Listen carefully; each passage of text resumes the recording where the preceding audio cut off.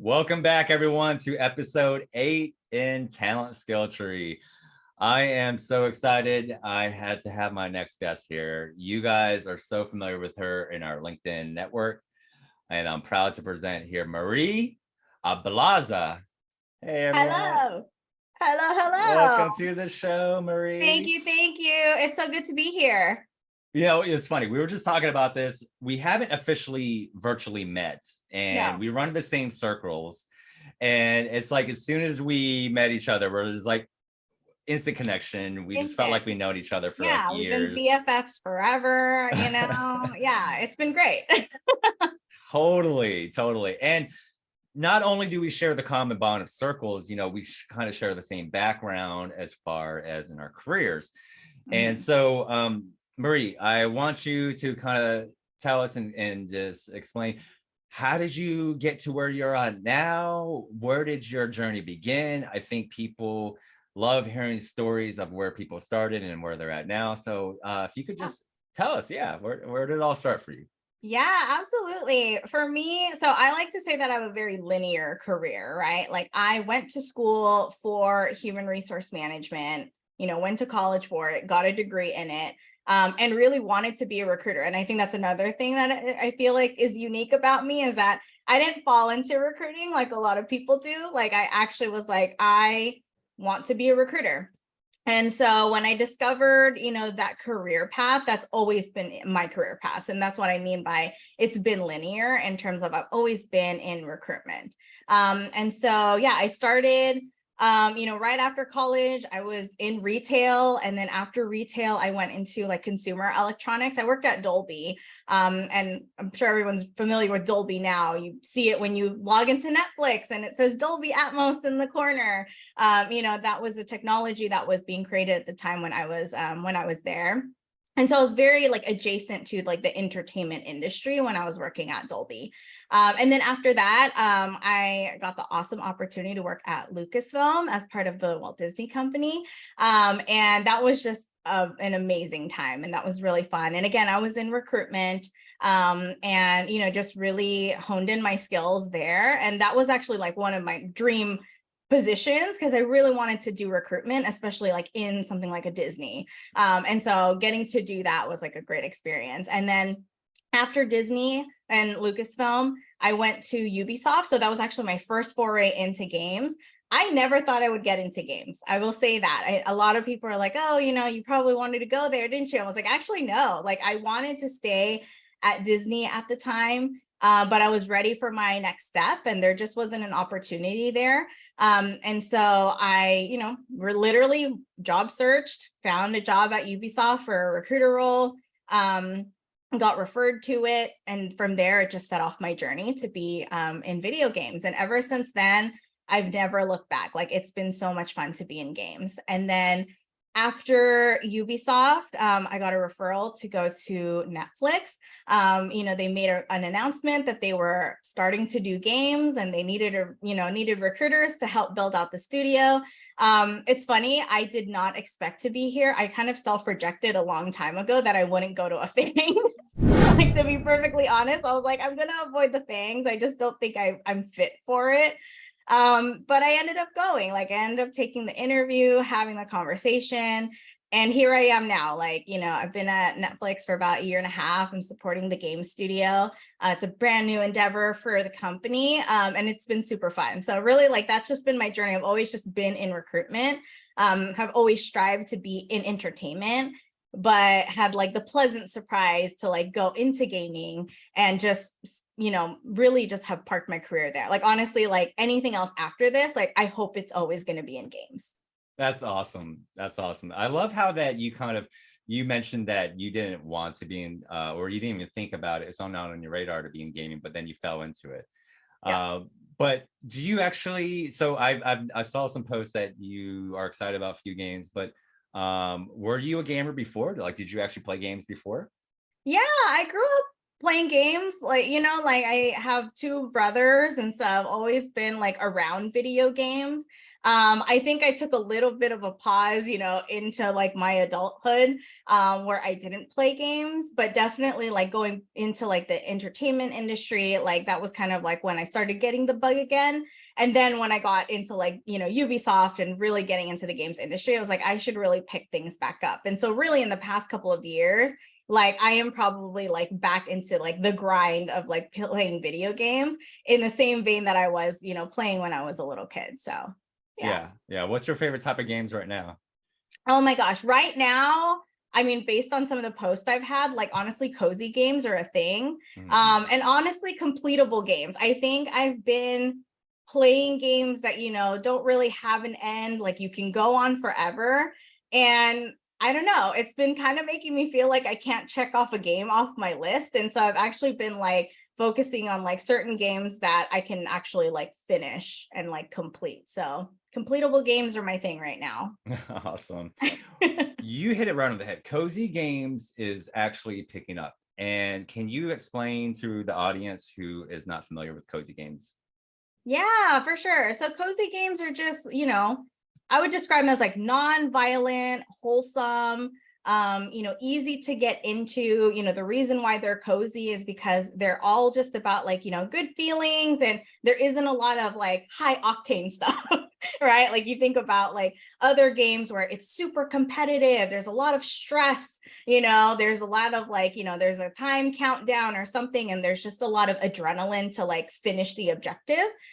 Cozy games is the opposite of all of that. It is like, take your time, take your pace, you know, objectives are easy, of course there's still a bit of a challenge, but it's not like I'm sweating to like get to the next step. It's enough challenge to make you feel that you've achieved something, right? Like there's still aspects of achievement and rewards, but again, like it makes you feel good, right? And it's just like this happy, I don't know, I just feel like it's just very happy like community that comes with it as well. I think the cozy community is also something that is important to me when I'm playing games, because yeah, there's just something about that aspect of people who just want to play something that again isn't high octane, but we still love games, right? Like we still love the games and the mechanics of it and the stories, and it makes us feel good.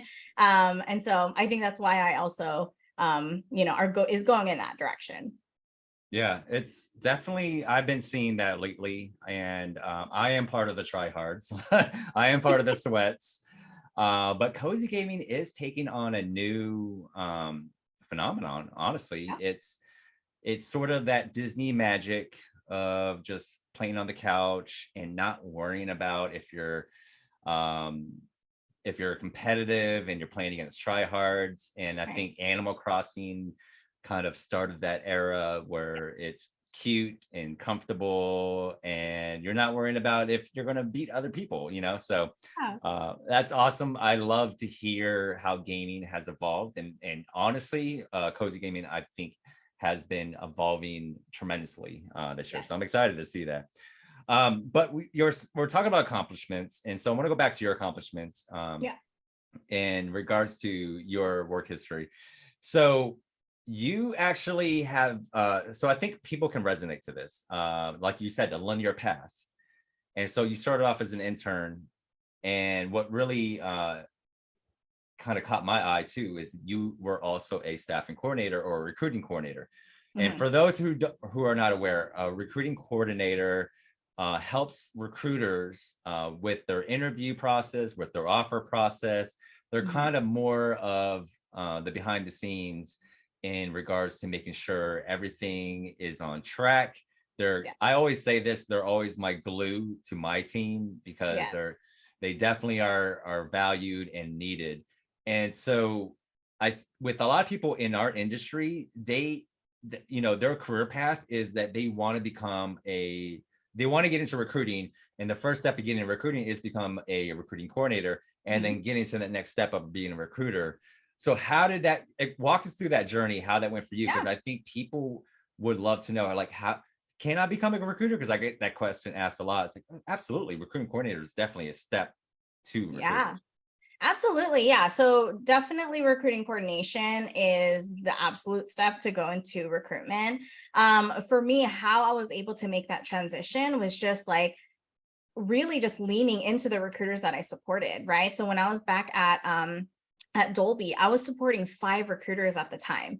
And so like and they were all supporting different types of roles within the company. And so I really leaned in on them on, hey, how do you recruit for these things, right? Like someone was a marketing recruiter. Tell me all about the marketing space. Why is it different from recruiting for engineering, right? Go to the engineering recruiter. Tell me about this team, what makes them so unique and complex.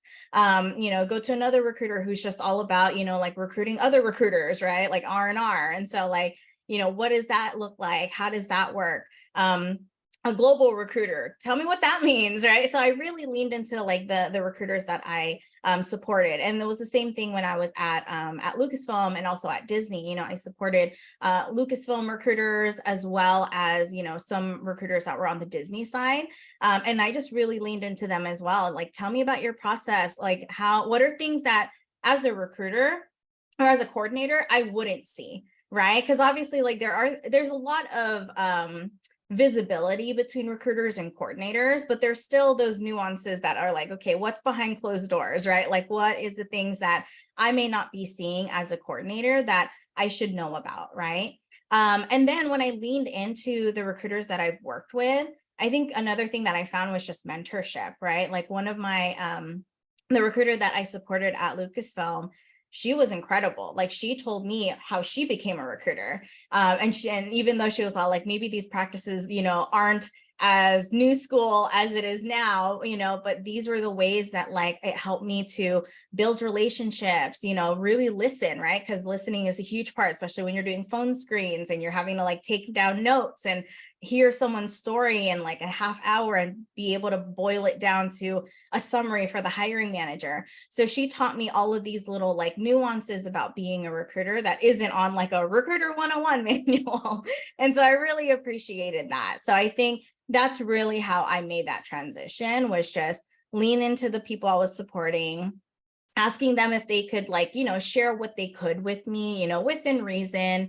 And then just showing interest, because I knew that was what my career path was going to be. Like I said, I knew I wanted to be a recruiter. So starting off as a coordinator, like learning the ropes of that. And then, from there, like taking those little steps to gain my own experience. And even when I was at Lucasfilm, I was actually, as a coordinator, I was actually given a couple roles to recruit for, which isn't always typical that I've seen from coordinators, but there were some roles, maybe like contract roles or like shorter term roles that my manager gave me just as a way to like, start doing phone screens, start building relationships, really starting those like, storytelling skill sets.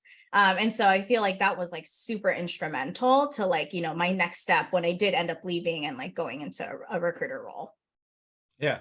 You kind of hit it right on the head as far as all the right steps, taking on that mentorship, taking on the initiative of actually reaching out and trying to learn about the process behind the scenes. Because I think a lot of people don't take that initiative where they seek to get education and seek to understand and to learn. So Yeah. awesome job. You hit it spot on what a person is supposed to do in their trajectory for their career path. But as you mentioned before, sometimes also it doesn't always happen that way. People just land into a certain career path. So there's always two sides of the spectrum here. Right. So well, we're both in the same industry here, Marie, and we're both you have a little bit more entertainment on your side, but we're both in the same gaming industry. And I think as recruiters who's been in the business for a long time, we've both been in business for over 10 years.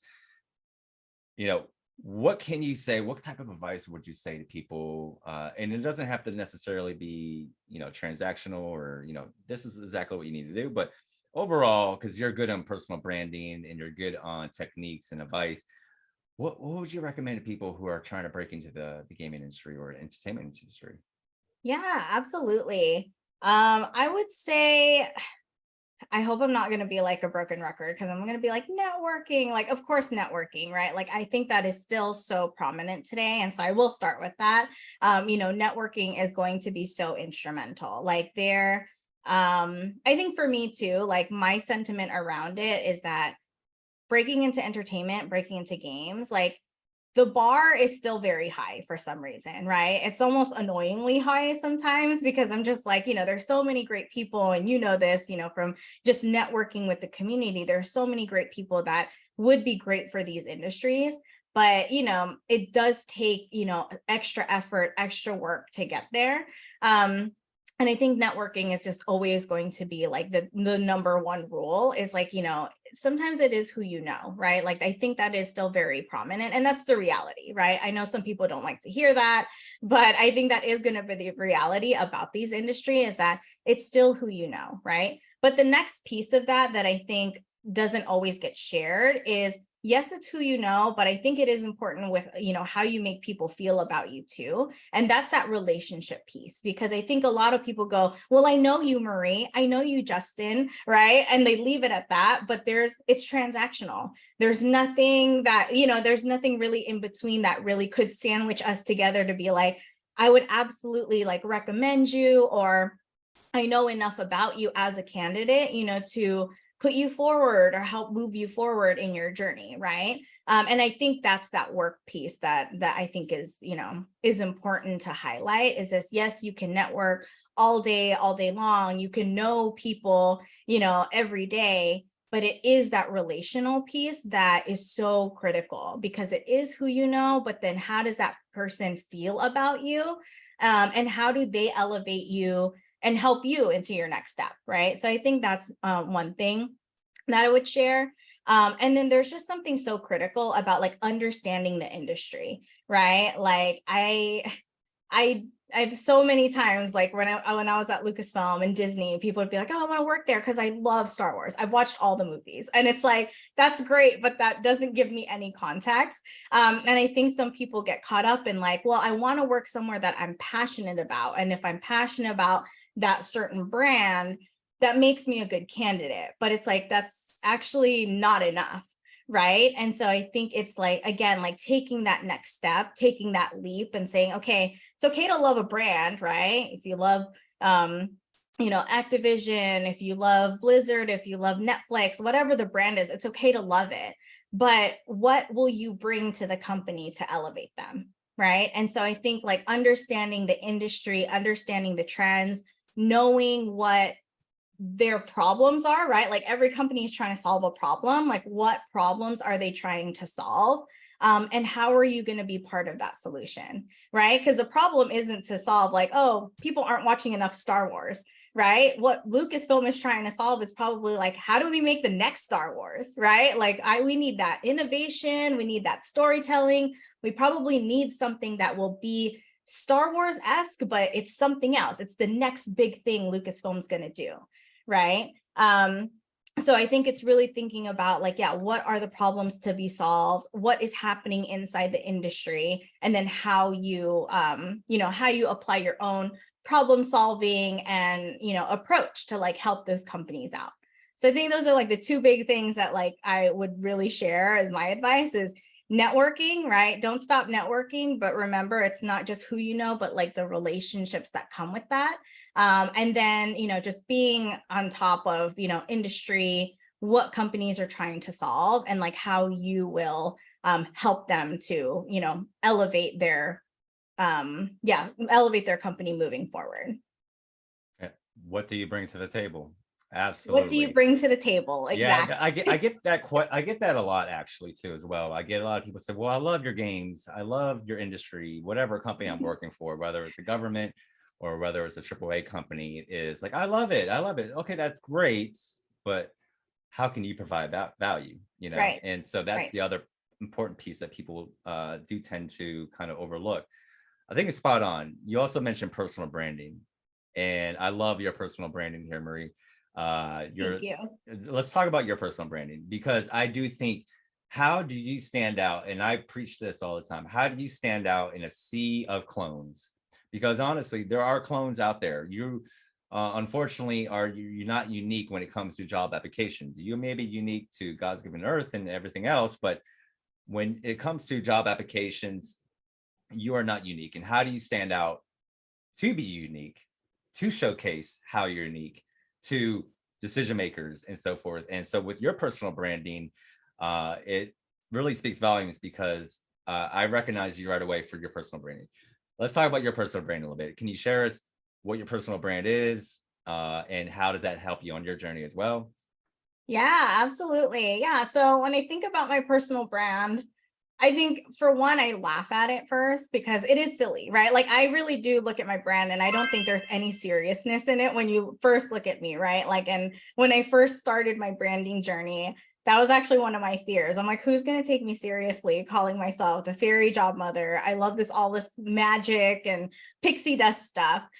But at the same time, I'm like, that is very much my personality, right? So I think when I think about my personal brand, it really is like, who am I at my core that no matter what, I can't change it. And those are the things. One, I am silly, right? Like I'm nerdy, I'm silly.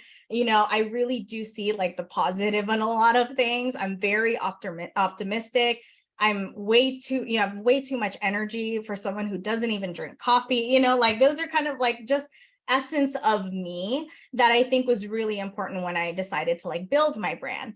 And I think that's something that is really important in terms of standing out, right? Like, what is your essence, right? Like, what is part of you that no one can erase, right? Like, no one can erase, no one can replicate it, right? They might replicate it in their own sense, but like, what is something that, is the essence of you that no one can ever take away? So I think that's one piece of it that I really take along with my journey is that people thinks it's funny, people will make fun of me, people like have all these random things to say, but at the end of it, I'm like, I'm just being me. You know what I mean? Like I'm not faking it. I'm not doing anything that is going to scare me away from continuing to build my brand because I'm just being myself, right? And I think that's going to be the standout thing is that when you can, be yourself, be authentic to who you are and not have anyone like tear you down from that, that's really like the core of like building a brand. Because I've seen it, right? Like I've seen some folks who like try to replicate, try to copy, try to fake it, try to fake it till they make it. But when it really comes to like addressing it and being who they are, those are the times where things like fall apart because they're like, oh, I'm really not like this online. I'm just like this behind the computer, but it's not really me. Or I'm, I get really like nervous or scared and I really break down, when it really comes to talking about myself. Right. And so I think it really is like thinking about like who you are. But when I think about like my brand in essence as well, it's like, yeah, like all those things that I am, but also the things that I value. Right. Like for me, I think a lot of like my upbringing is in my branding, right? Like I'm a small Asian woman, I think there's a lot of stigma around Asians and minorities. No one in my family is doing this type of job. Everyone is either a nurse or a doctor or a lawyer. There was a lot of like stigma growing up that was what I was going to be. But I really wanted to like break out of that mold, right? Like I didn't want to do what my mom and my aunt and my grandmas were doing, years ago and just continuing that lineage. Like I wanted to do something different. So I think that also energizes my brand where it's like, that makes me different, right? Like, I think sometimes it is shocking when I do go to places and people are like, oh, what do you do? I'm like, oh, I'm a recruiter at Netflix. And they're like, oh, and they might know my family or my friends and be like, oh, I thought you might have been a nurse, right? Because you look like every nurse. So I think it's things like that.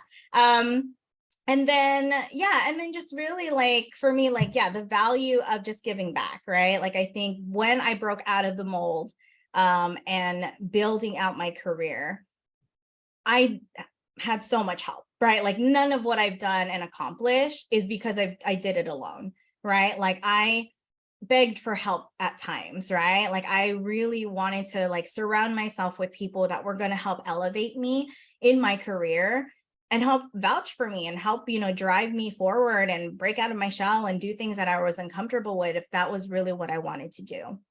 And so that value is probably the number one thing as to why I built my brand, right? Is because I wanted to help. I wanted to give back. I got a lot when I was building my brand and building my career that it just didn't feel right to sit on gold, right? And be like, I want to give this away. Like there's so many others like me too who might be feeling stuck, feeling pressured, feeling like they can't, get out of a cycle. And I wanted to be that inspiration to say like, no, you can do this, right? And I get that, I get it in my DMs, I get it in email where it's like, oh, if I didn't find your page, I wouldn't have done what I did, things like that, right? And like that's the piece that makes it all for me, right? Like it's crazy out there and I just want to help. I just want to like, be a little corner of the internet that can like help someone's story at the end of the day. Love everything about that, with your personal branding journey and your passion and the reason why we do this. It really does separate people who are authentic and people who are just genuine, and you can really tell the difference right away. And that's one of the things I loved about connecting with you, Marie, is that you are authentic and genuine in every way. And I hope that everyone can see that, and actually when they visit your page and get to know you, hopefully from this podcast, they can see that too as well. And so that's why I'm really humbled and honored that you were able to bless my podcast. But speaking of inspiration here, Marie, I want to wrap up here because I want to be mindful of both of our times. But in regards to the current landscape of the gaming industry world, I know it's tough. We say that over and over again. What would you say to the listeners out there is your one piece of advice, motivation, inspiration, to keep doing what they're doing, and don't give up? Yeah. My piece of advice, I would say continue to ask yourself why you want what you want, right? Like, I think that's something that's super important. A lot of people are like, I want to get into the games industry, there's something about it and I want to be part of it. I think asking yourself why, especially in the moments where it feels like there's just a dark cloud, I think just using that as your reminder to use as your momentum, will help through these trying times. And I mean that because if you're really passionate about something and you really want to be part of something, like nothing will tear you down, right? Because you're just so excited about getting to it, right?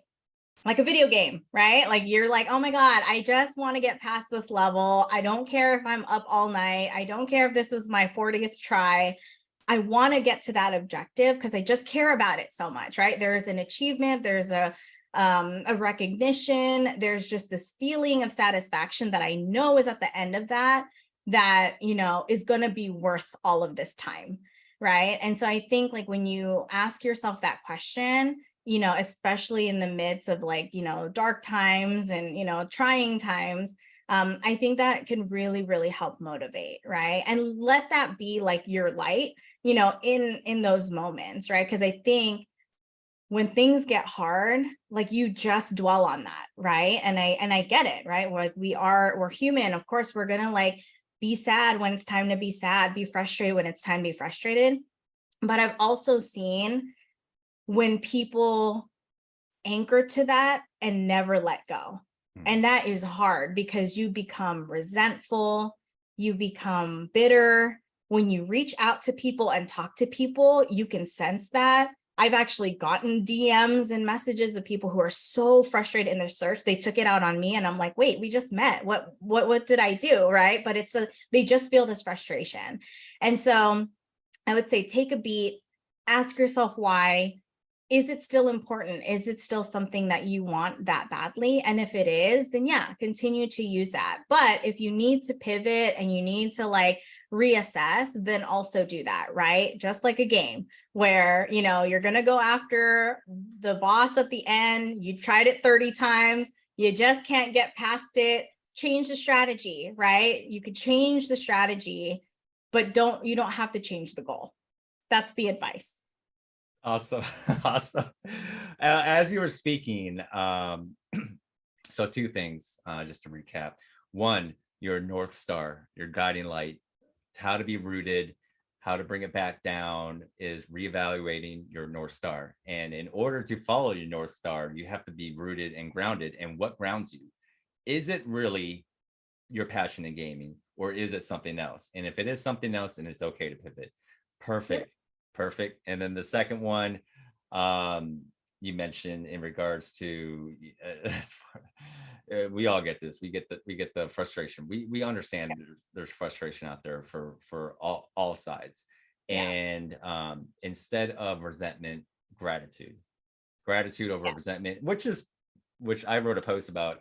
Kevin Hart, that's one of the main themes with his book is gratitude Yeah. over resentment, because it's so easy to get caught in quicksand Yep. that most people don't realize. If you're in quicksand, it is so hard to get out of that negative mode. And Yep. so you have to replace resentment with gratitude, and you can see miracles happen from that. Yeah. So perfectly, I hope you don't mind. I recapped it and resummed because I was just going through my head. I was just like, spot on, spot on, spot Yeah. on. No, I I love it. love it. I love it. Our recap is good. Is good. Awesome.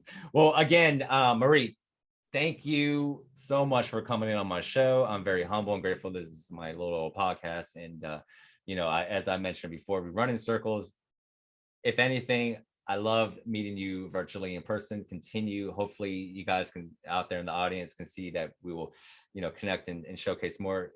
Follow Marie when you can on LinkedIn. I'll drop the link below. Reach out, say hi. She's busy Please. at times, but keep in mind, us recruiters, we do have very limited bandwidth, and we will try to get to your message as soon as we can. But if anything else, follow her page because she's worth it. I definitely see value. I hope you see value during this episode. I think there was a lot of nuggets that people can take away, and even using it. What is your guiding star? What is your North Star? And how are you going to go break into your next journey, whether it's in gaming, entertainment, or your next career path here? So with that being said, Marie, thank you again for your time. As I always like to end my shows, the world can always use more heroes, and let's level up together. Bye, everyone. Thank you.